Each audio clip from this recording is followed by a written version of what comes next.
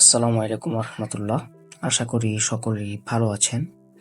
আমরা সকলেই জানি যে আগামী 10ই মে হচ্ছে এসএসসি রেজাল্ট প্রকাশিত হবে। তো আমরা মার্কশিট সহ কিভাবে রেজাল্টটা দেখব, অর্থাৎ কোন বিষয়ে আমরা কি পেয়েছি তা সহ দেখার জন্য আমাদেরকে কি করতে হবে, তাই আমি আজকে আপনাদেরকে দেখাবো। তো ক্রোম ব্রাউজারটি ওপেন হয়ে গেলে আমরা এখান থেকে ডেস্কটপ সাইট অন করে নিব।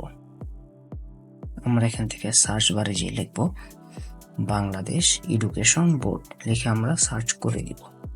তো সার্চ করে দেওয়ার পর এরকম একটা ইন্টারফেস আপনারা দেখতে পাবেন। তো আমরা একটু জুম করে নিচ্ছি। এখানের মধ্যে হচ্ছে আমরা এই যে ওয়েবসাইটটা দেখতে পাচ্ছি, আমরা হচ্ছে এটাতে ক্লিক করব। এখানে হচ্ছে সবার আগে আমরা দেখতে পাচ্ছি পরীক্ষার নাম নির্বাচন করার জন্য বলা হয়েছে। আমরা এখানে যেহেতু এসএসসি দাখিল সমমানের রেজাল্ট দেখব, সেই জন্য এসএসসিতে ক্লিক করে দেব। পরীক্ষার সাল আমরা এখান থেকে সাল দিয়ে দিব। বোর্ডের নাম আমরা এখান থেকে আপনি যে বোর্ড থেকে পরীক্ষা দিচ্ছেন সেই বোর্ডের নামটি এখানে দিয়ে দিবেন। তো এখানে হচ্ছে আরেকবার দেখাচ্ছি ফলাফলের ধরন। এখানে যে আপনাকে যে কাজটা করতে হবে, এখানে 3 নাম্বারের যে অপশনটি দেখতে পাচ্ছেন, একক অথবা বিস্তারিত পুনর্নিরীক্ষণ অন্যান্য ফলাফল, এই 3 নাম্বার অপশনটিতে ক্লিক করে দিবেন। ক্লিক করে দেওয়ার সাথে সাথে আমরা দেখতে পাচ্ছি এখানে রোল নাম্বার এবং রেজিস্ট্রেশন নাম্বার যাচ্ছে। তো এখান থেকে আমরা রোল নাম্বারটা দিয়ে দেব।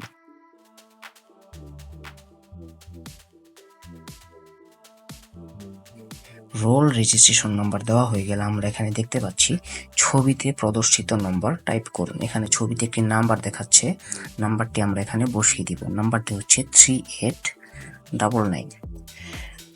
নাম্বারটি আমরা এখানে বসিয়ে দেওয়া হয়ে গেলে আমরা এখানে ফলাফল দেখুন ক্লিক করুন। সাথে সাথে আমরা দেখতে পাচ্ছি আমাদের ফলাফল চলে এসেছে। আমরা কোন সাবজেক্টে কি পেয়েছি তা সহ আমরা এখান থেকে দেখতে পাচ্ছি। এভাবে আমরা মার্কশিট সহ কোন সাবজেক্টে কত পেয়েছি তা সহ আমাদের রেজাল্টটা বের করে নিতে পারবো। যদি আপনার সেটা প্রিন্ট করার প্রয়োজন হয়, নিচে প্রিন্ট করার অপশন আছে, চাইলে এখান থেকে আপনি সেটি প্রিন্ট করে ফোনে সেভ করে রাখতে পারেন।